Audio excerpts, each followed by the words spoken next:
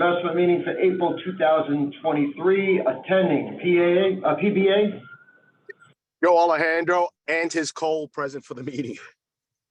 okay, DEA, Jeffrey Wood for the DEA. SBA, Anthony Burley for the SBA. LBA, Lou Turco, LBA. DEA. Johnny Ramirez, CEA. That is me echoing, right? Yeah. But it's not regularly, it's when somebody unmutes themselves. Okay. If you're echoing off someone else's. Okay, Yeah. Controller, Allison Hirsch here for Controller Brad Landers. John Dorsa, alternate.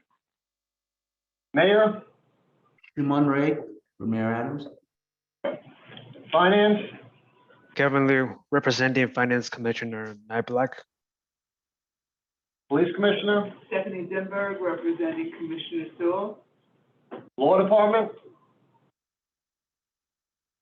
Okay, with that, John, I'll turn it over to you. Kevin, if I may, Chris McGrath, PBA is also on. Sorry about that, Chris. That's okay. So before we begin, I'll note that there are additional members of the Controller's Office staff, particularly the Bureau of Asset Management and the Office of General Counsel, and we will ask that they identify themselves in the event that they make any comments on the record. So with that, we have one item for the public, and then we will go into executive session. The item for the public session relates to the strategic asset allocation. So I'll turn it over to Steve Meyer to make a couple of comments before we have the further discussion. Ed Berman, the Chief Risk. So, Great. Thanks, John, and good morning, trustees.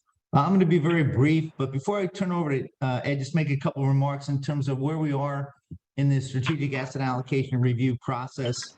So earlier this year, we established a timeline for this important work for 2023. We actually worked with the Chief Strategy Officer, Allison Hirsch, and I believe that's been presented and shared with the police trustees as well. We've also organized a team within the Bureau of Asset Management to spearhead the project. It's chaired by me, also including DCIOs Petya Nikolova and Anash Gazela, as well as Asset Class Head for Equities, John Merceberg, Asset Class Head for Fixed Income, Robert Fang, and last but certainly not least, Chief Risk Officer Ed Berman, who's going to present to you in a few moments.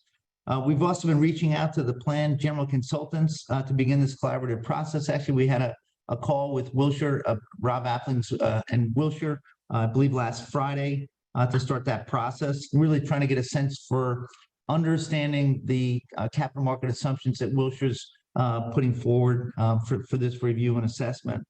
We're also working with consultants on a project plan that's being spearheaded by Chief of Staff Kate Visconti here within the Bureau of Asset Management, but really kind of put more of a rigor around that process that we're working through.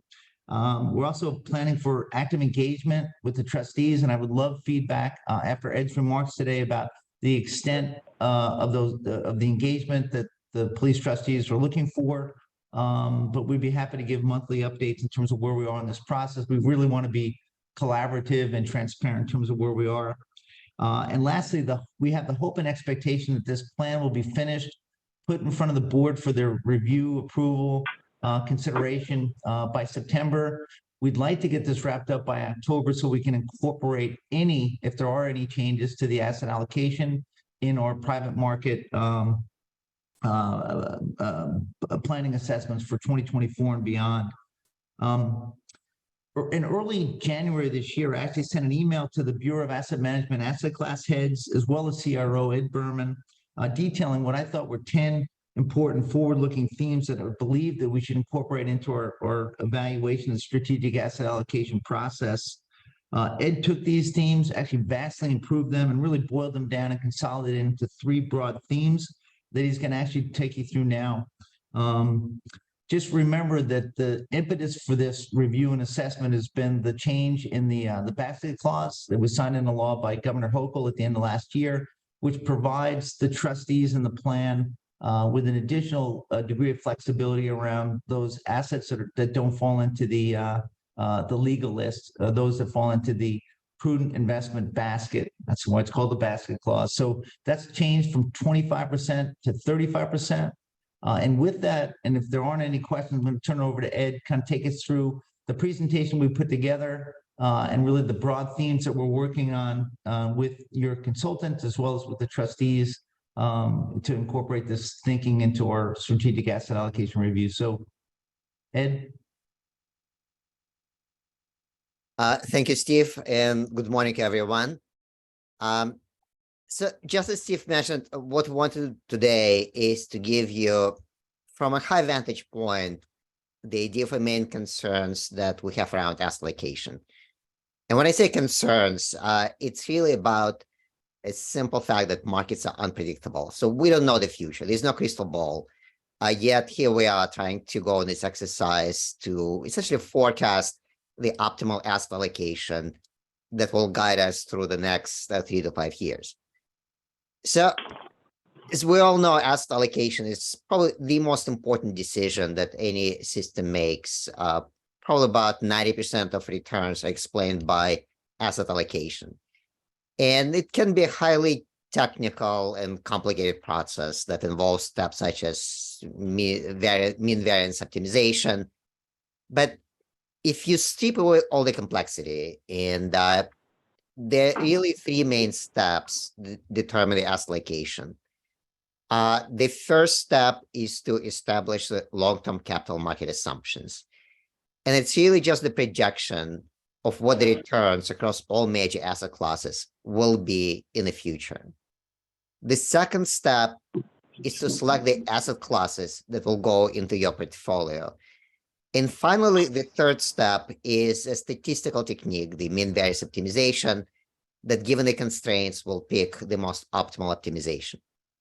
Most optimal allocation. So in these 3 steps, by far the most important is the long-term capital market assumption. And can we have the first page, please? Thank you. So nobody knows the future. All we have is the history. And broadly speaking, there are 2 main methodologies people use to forecast the returns. On the one extreme, people think about the history and just looking at the historical trends, historical averages, just mechanically project them forward. On the other hand, people may recognize that the past may not be perfect guidance for the future and compile the returns based on the understanding of where the economy is, where the markets are evolving, broad macroeconomical forecasts. I think in reality, most of the shops use some kind of blend of 2 approaches, but no matter what you use, history is always our guide. I would say it's our only guide. Think of it from this perspective. 20 years ago, people who were 20, 25 years ago, the junior analysts who were 25 years old, now people in their mid-50s, senior people across investment banks, asset managers, who make the decisions. So no matter what, we all have our personal biases and our expectations are anchored in the past 20 to 25 years of history. What we want to argue today is that the past 25 years may be as imperfect guide for the future as it ever gets. We always hear this phrase that this time is different. It never is. But we believe that now we need to be more cautious about projecting the returns. And it's simply, if you look at the record on the right-hand side of this page, the main market events of the past 25 years. So we studied this period with the dot-com bubble, year 2000, which is more or less your standard vanilla type of financial crisis. Stocks went up, formed a bubble, and stocks deflated. These type of crises come and go. They happen maybe once every 10 years. They're not unusual. That was followed by the global financial crisis that started in 2007. That was different. That is more of a once in 100-year event. The financial crises come fairly rare, fortunately for all of us, and they tend to leave a very lasting impact. I would say even today, in 2023, we still live under the shadow of the GFC, of the global financial crisis. That was followed by the European debt crisis, which in many ways was an extension of the GFC. again, a very unique event, most likely unlikely, improbable to repeat again within our lifespan. And finally, today's environment. It's the COVID, the pandemic, inflation, the war. Again, we need to go back to probably 1918, after the First World War, for the period comparable to the current environment. Again, we're talking about once in 100-year event. So given this somewhat unfortunate historical past, we don't know what the future will be, but one thing we may forecast with certainty, it will be very different from the past 25 years. So the world is obviously very complex. It's very hard to identify all the trends, everything that's happening. But I want to give you a sense of like the main theme that we focus on here at BAM and how we think in terms of future asset allocation. Can we have the next page, please? So we identified three main themes, three main concerns, and they are inflation, the GDP growth, and the uncertainty. And we'll go over them in details, but inflation is actually a very unusual event in the developed economies. Inflation doesn't tend to last very long. Probably the only exception is the infamous inflation of the late 70s, 80s. But usually inflation lasts for about 1 to 2 years, but it may create a strong impact on markets, on economy, on employment. So we'll talk about that. The GDP growth, the growth of the economy, is the foundation for everything. It's the foundation for employment, for consumption, for the financial and monetary stability. And most importantly, it's a foundation for the market returns. And ultimately, the returns of your system, of your portfolio, to a large degree will be driven by the outlook on the GDP. And finally, uncertainty. And we recognize the world is always uncertain, always will be, but we'll call it radical uncertainty. It's actually the term was coined initially by Marvin King, which the former chair of the Bank of England. And we always feel the world is uncertain, but it's actually increasing. We'll talk about the reasons for it.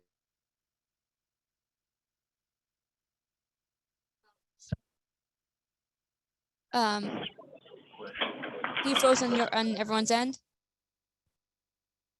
Yeah. Okay. Yeah, stopped hearing Ed. How do we express these views Ed, in asset allocation? Ed, you froze for a minute, so we missed the last like 90 seconds of what you said. Ever since Mervyn King. Can you hear me now? Yes. Okay.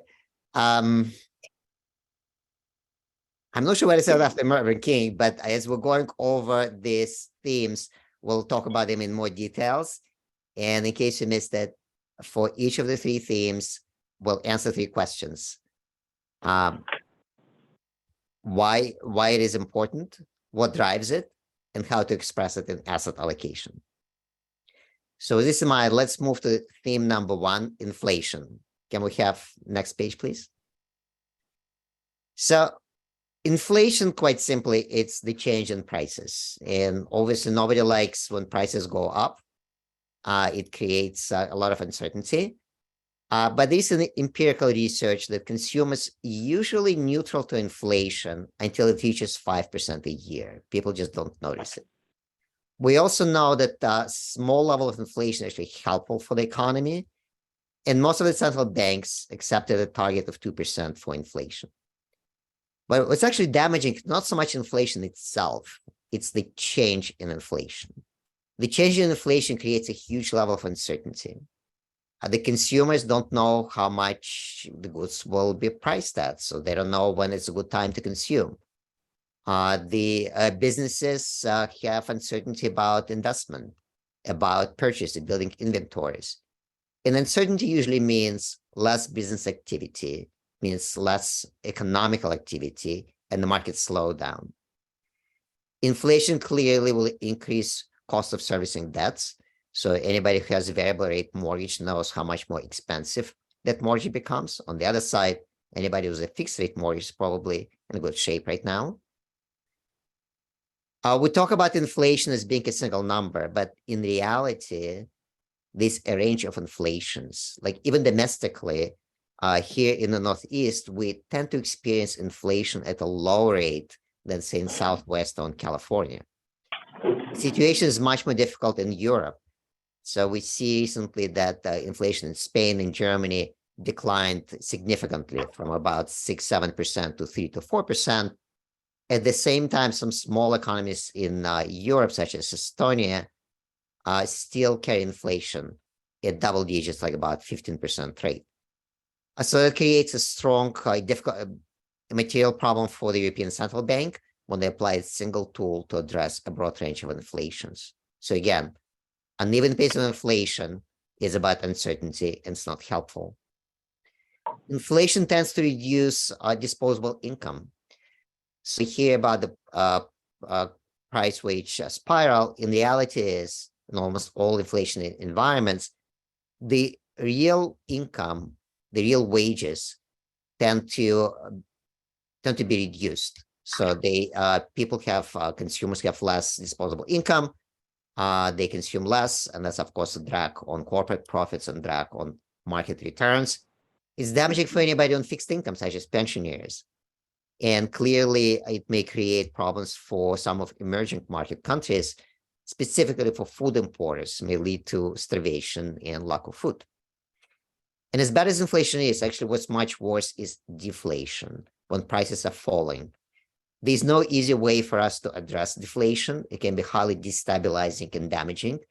And my most favorite example, so people tend to think about inflation as being one of the key factors in transitioning of Germany from Weimar Republic to the Nazi rule.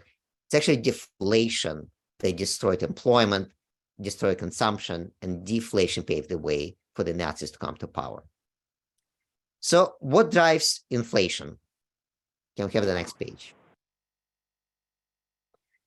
The simple answer is we don't know. There used to be simpler times, let's say 10 years ago, when there was a commonly accepted model of inflation, mostly linked to the monetary aggregates. More money creates inflation. We know now that the situation is far more complex. Monetary policy has an impact, but it's significantly more difficult, and we do not have a good workable model of what drives inflation. We included this quote from Alva Blanchard, which is a former chief economist of the IMF, and I'll just read it in full. Inflation is fundamentally the outcome of the distribution conflict between firms, workers, and taxpayers. It stops when the various players are forced to accept the outcome. So you can see from this definition how complex the process is and how difficult to control. That said, we know what may affect inflation. We know what may drive it. So we know that globalization was generally a force of disinflation. As most of global manufacturing moved into lower wage jurisdictions such as China, emerging markets, the prices generally declined.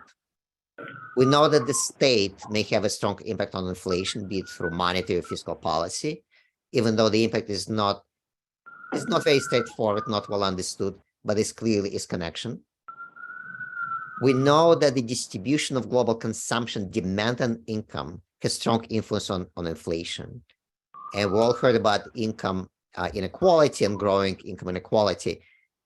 What's happening in this case, as wealthy accumulate more assets, they have lower propensity to consume. The consumption slows down, it creates disinflation. We know that geopolitics has a strong impact on inflation, and we saw it in the recent conflict between Russia and Ukraine. That was probably one of the most important contributors to the current spike of inflation.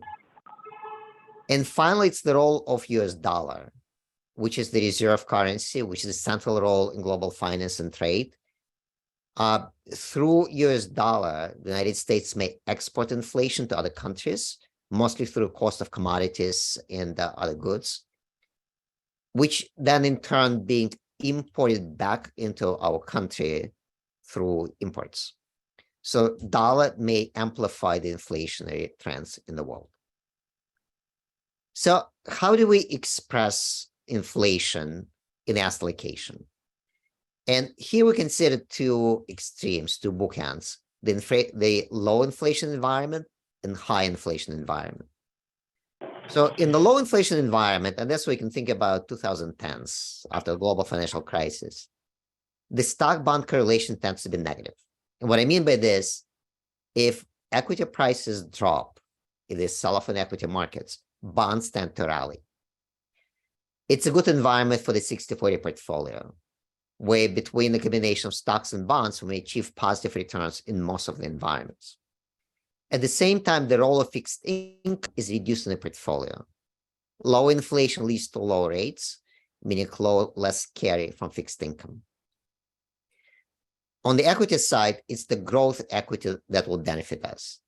Think about the internet stocks. Think about any startup. And private equity tends to outperform. This is a strong tailwind from the environment of low rates and low growth. On the other side of the coin, in a high inflation environment, the stock bond correlation tends to be positive. That's exactly the environment we have today. And when we see that, when we look at the returns for public equity and public fixed income, we see they move together. That's not helpful for the portfolio construction. On the other side, fixed income, be it treasuries or credit, tends to bring higher carry through high interest rates and may deliver better returns. The equity exposure needs to be different. It's the defensive, the value equities that will be more helpful. Commodities may provide superior returns under some conditions. It's not guaranteed. And finally, real assets such as real estate, infrastructure may benefit under certain conditions. So that's inflation. The next theme is the GDP. And here we talk about the real GDP, which is different from nominal, meaning it's adjusted for inflation. Real GDP is what matters for the economy and for the markets. So when we talk about GDP, which is the gross domestic product, the other term for it, the flip side, is the GDI, gross domestic income, meaning all the income produced in the country. And that's the income that produced by the consumers, that goes into consumption, by the corporations, that goes into corporate profit margins. It's the income that's paid as a carry on fixed income. So more income, more GDP lifts all boats. It promotes stronger employment, promotes stronger consumption, it promotes stronger financial returns. It's helpful for the markets. The rate of GDP growth generally influences central bank policy. So the central bank, the Federal Reserve, will tend to slow down the economy if it's developing too fast. And the important thing to keep in mind that the rate of GDP growth actually determines the long-term interest rate. So if you think about the rate on the 10-year treasury, over the medium to long term, they tend to converge to the rate of real GDP growth. So what drives GDP growth? Next page, please. And here we have a single formula for this presentation. You can see it at the top of the page. The real GDP growth is just a product of labor growth and productivity growth. There's really not much beyond that. So let's just take these two components in steps. Let's start with labor. And I'm sure everybody heard about the secular decline in the fertility rate. It's the problem that affects probably the whole world other than Africa. We're actually not in such a bad shape. I mean, fertility tends to hover around 1.8 for the United States. It's a number much higher than European countries. It's much higher than most of Asian countries. In South Korea, the fertility rate is about 1.1, very low. It's low for China, for Japan. So less fertility, less labor will mechanically translate into lower GDP growth. There are other factors as well. We know that demographics is aging. The more people are retiring, and we're shifting towards older people across the majority of economies. Again, meaning fewer people available for labor. Labor migration may have a positive impact. As more people move into the country, it expands the pool of available workers. But the important factor that we do not fully understand is so-called labor force participation. So we know that in the United States, about 62.4% of eligible population actually participates in the labor. This number is slightly down from the pre-COVID days, and it's actually lower than comparable numbers for European countries.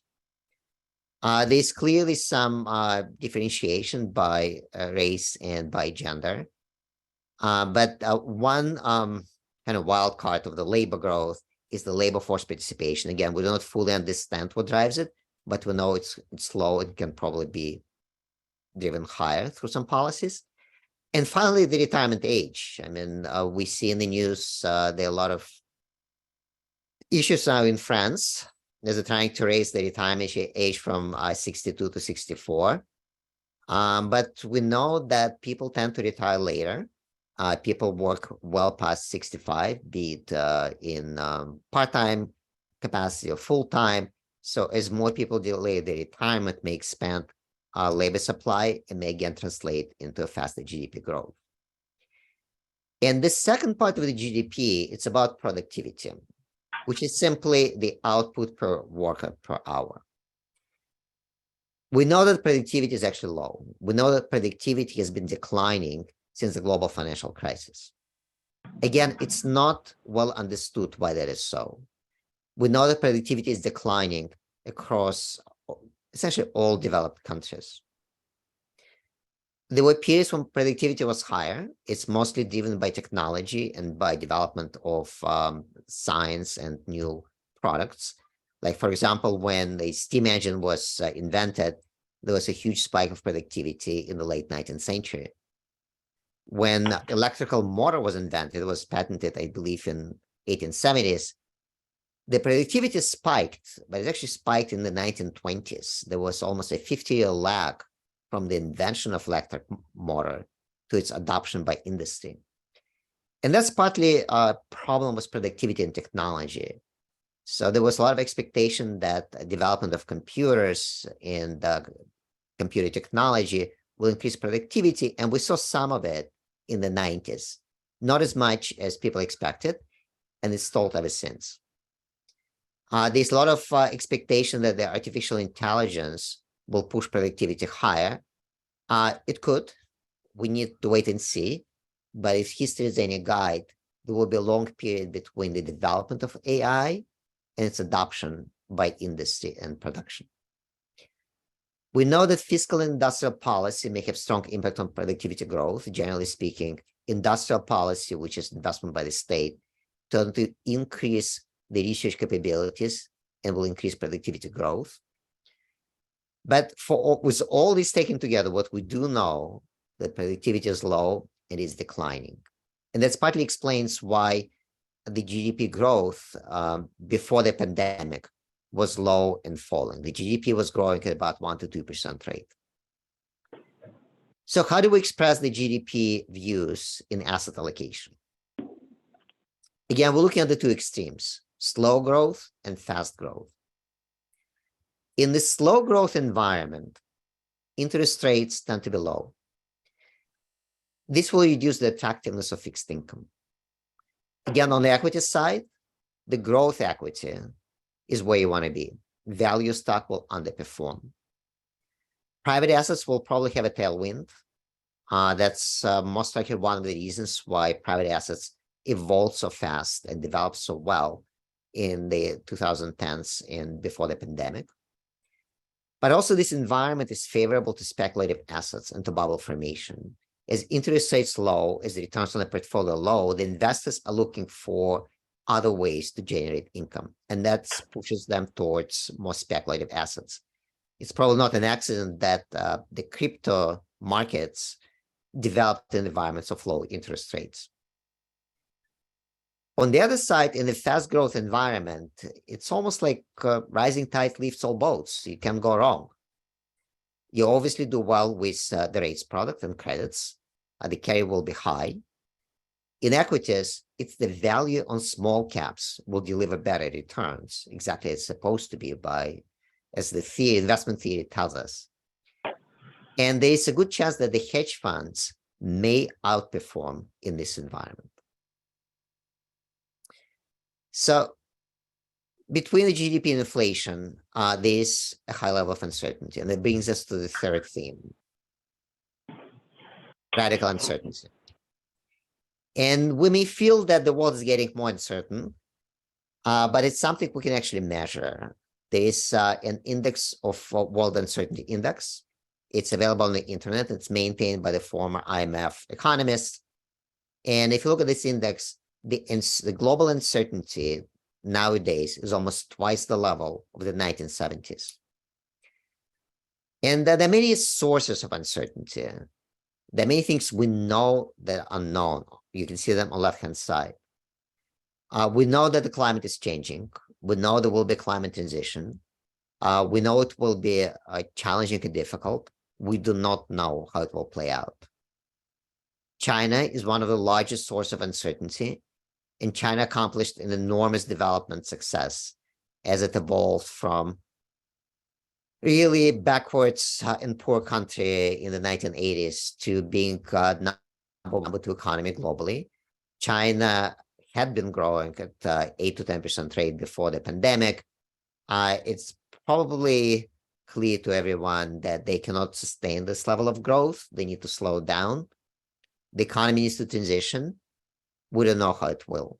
China doesn't know how it will transition. It's a source of uncertainty. Geopolitics, clearly, again, there's current conflict between Russia and Ukraine. But geopolitical conflicts are everywhere. There are more conflicts in Europe, in the Middle East, in Africa, in Asia. It's hard to find a region where there are no frozen conflicts. The role of dollar in the future monetary system, a lot of discussions whether the dollar will retain the status of reserve currency. I think it's a fairly safe bet for the next about 5 years. There's little concern about the role of the dollar. Beyond that, it's less clear. There may be some transition in the 5 to 10 year time frame. It's the access to natural resources. And the demand for natural resources shifts over the time. So we're always obviously attracted to oil. Oil is central. But for example, the demand for coal is declining as the economy is transitioning to more green sources. The demand for the rare earth materials is increasing. It's mostly because of the battery technology development of EV infrastructure. And there are actually only 2 countries in the world that are self-sufficient in terms of natural resources. It's the United States and Russia. Every other country needs to import some of the resources and relies on other countries to source natural resources. It's another source of uncertainty. The polarization of national politics. I mean, clearly our domestic politics getting more challenging over the time, but it's actually happening everywhere. If you look across European countries, Asian countries, in the Middle East, national politics is getting more difficult, more polarized. It creates more uncertainty in the world. Artificial intelligence is really hard to predict. We can see today that will be an enormous impact on the world. We just don't know how it will play out. There are no blueprints. And finally, something that's probably very clear to all of us is the shifting dynamics between public and private markets. And public markets obviously have been around for several hundred years. Private markets started developing, really they evolved into what they are after the global financial crisis. So we're talking after 2010. It's a fairly new asset class. It has been tested by a full market cycle. It's growing very fast. And I think it's fair to say that the future, how the public versus private will play out, it's an unknown, and it's a big source of uncertainty for any investor. And finally, the right-hand side of this page, the unknown unknowns. If you think about it, the left side of this page, all these items, we could have talked about them in 2019, before the pandemic, before the war, before inflation. We knew about all these uncertainties. What we didn't know, what happened since then. Much like today, looking forward, we know of many sources of uncertainty. I guarantee you there will be more. We just don't know what it is. So why is uncertainty increasing? Why are we talking about radical uncertainty? We have the next page, please. Thank you. It's actually not an accident. The world is complex, but it's getting more complex every year. We talked about China, but China, the rise of China, its growth and the forthcoming transition is a huge source of radical uncertainty. So the transition, when China engineered the transition from being very poor to being one of the most developed countries in the world, China relied on many blueprints. China studied the experience of the United States, the experience of the Soviet Union, of South Korea, of Japan. With Chinese today, there are really no precedents. It never happened before that an economy of this size transitioning from a developing to developed economy. South Korea attempted this, there were problems. Japan attempted this, it's still living through problems. So the rise and transition of China is one of the major sources of global radical uncertainty. There are plenty of unresolved regional conflicts. So clearly, again, Russia versus Ukraine, which I mentioned several times. Taiwan is probably one of the most socialized and expected conflicts ever. But the thing to keep in mind that many other conflicts, kind of frozen conflicts, pretty much everywhere in the world, they may erupt at any point. And when they do, if they do, it will have a very strong impact on markets and economies, and of course, on people. It's the access to key resources. And we see a lot of global international play, politics, be it China, United States, European Union. It's about the access to resources, securing the ability of the economies to develop. It's not clear to play out. The demand for resources shifts over the time. And it's, again, it's a source of uncertainty that keeps rising. The rising wealth and income inequality. We hear about it a lot. We know that inequality is there, and it's probably will continue. But as inequality evolves, the richer part of population accumulate more assets. They unfortunately have less propensity to consume. The less rich part of population compensate for that by borrowing, by entering into debt. More debt means more uncertainty, more instability. At the same time, there's inequality imbalances between the nations. Like we know the United States is running a trade deficit. It's actually not a natural state of being. Like in the natural economy, I put natural kind of quote marks, you would expect the emerging markets to be importers of capital and developed countries to be exporters of capital. That's how the world used to be in the 19th and early 20th century. Instead, these days, we see China, Indonesia, other emerging markets exporting capital to the developed world. It's a source of instability and a source of uncertainty.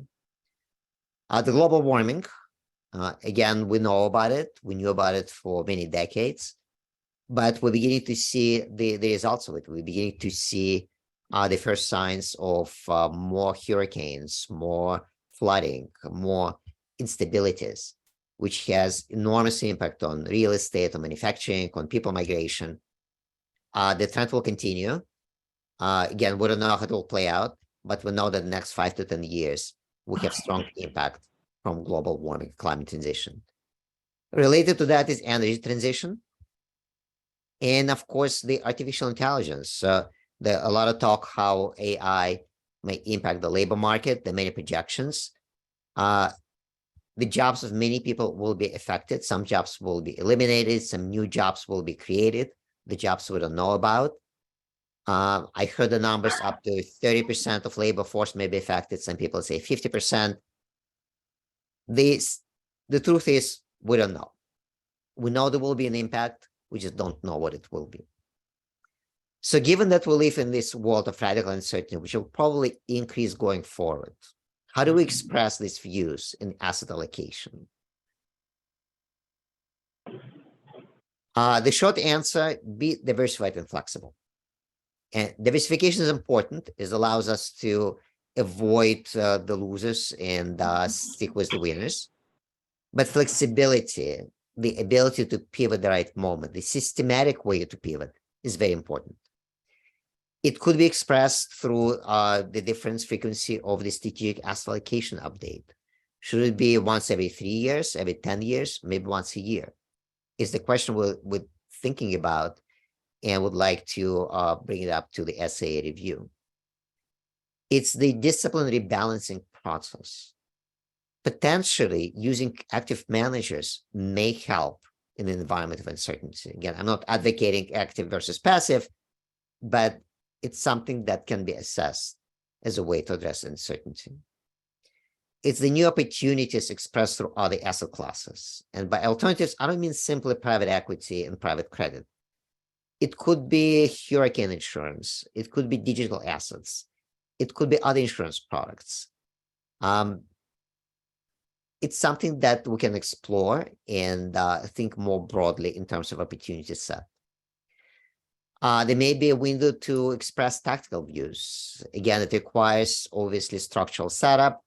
Again, I'm not advocating this way or another, but ability to express tactical views may help with the flexibility of the process, maybe a way to address the uncertainty. And probably the most important is ongoing education, it's engaged staff. As the world keeps changing, and it will be changing going forward, it's important for all of us to stay on top of the news of new developments, understanding of the economy, of markets, and of politics as well. So let's bring it all together. You have the next page. Thank you. So here we try to bring all these themes in one simple table. So the horizontal dimension, left to right, is the GDP. On the left side, you have slow GDP growth. On the right side, fast GDP. On the vertical axis, top down, it's the inflation and rates. The top of the table, high rate environment. The bottom of the table is the, I'm sorry, I misspoke. The top of the table is the low rates environment. So if we take it quadrant by quadrant, these are 4 different macro environments, macro regimes. Starting from the upper left, when the interest rates are low and the growth is decelerating. So this is stagnation environment. That's probably where we're heading in 2010s after the global financial crisis. There are winners and losers in this environment. What helps are the rate products, credit in general, and growth equities. Private assets are likely to have a tailwind. Again, we're talking about 2010s. On the negative side, what detracts, commodities are not likely to deliver positive outcome. Value equities will underperform. Emerging markets will struggle to deliver positive returns. And hedge funds are not likely to produce good outcome. Right below this is stagflation. That's probably the worst environment you can be in. This is the 1970s, 1980s, when the growth is dropping, but the rates stay high. The very few places we can hide, it's pretty much just cash, the dollar. Hedge funds may help. What detracts? Everything. Stocks, bonds, credit, emerging markets, nothing works. It's probably one of the worst environments for the investment returns. The best environment on the upper right is the Goldilocks. Growth is high, rates are low. Think about 1990s. It's the everything rally. Everything works. Stocks, bonds, commodities, emerging markets, all of it, everything goes up. The only place to go wrong is holding cash, and hedge funds probably not very helpful. That's where we'd like to be. And finally, overdrive, when the growth is high, but inflation is picking up. Historically, this environment tends to be unstable and short-lived simply because the central banks will do all they can to put an end to it. But if we were to enter the overdrive environment, which is possible after this period, it's the value equities you want to be in. Commodities may benefit. Hedge funds work. On the negative sides, it's the growth equities. Think about internet stocks. Think about the ARK ETF. that will detract, and rates products will not help. So these are first two themes that we talked about. The third theme, the uncertainty, we just don't know where we'll end up. We cannot predict the markets. All we can do is to have a systematic process to construct the portfolio and have a systematic process how we maintain and rebalance it. So I'll stop there and open for any questions for discussion.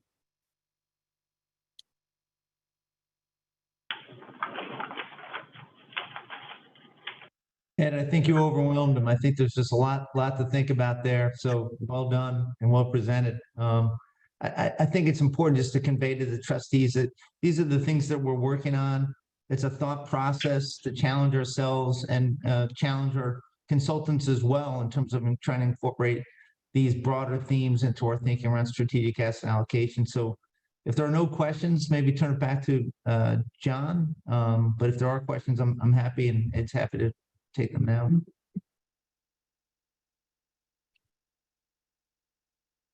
All right, hearing no questions, I'll make a motion to exit public session and enter into executive session. Second from the PBA. Okay, the motion's been made and seconded. All right, hearing no, all in favor, please say aye. Any opposed? Hearing none, no mentions,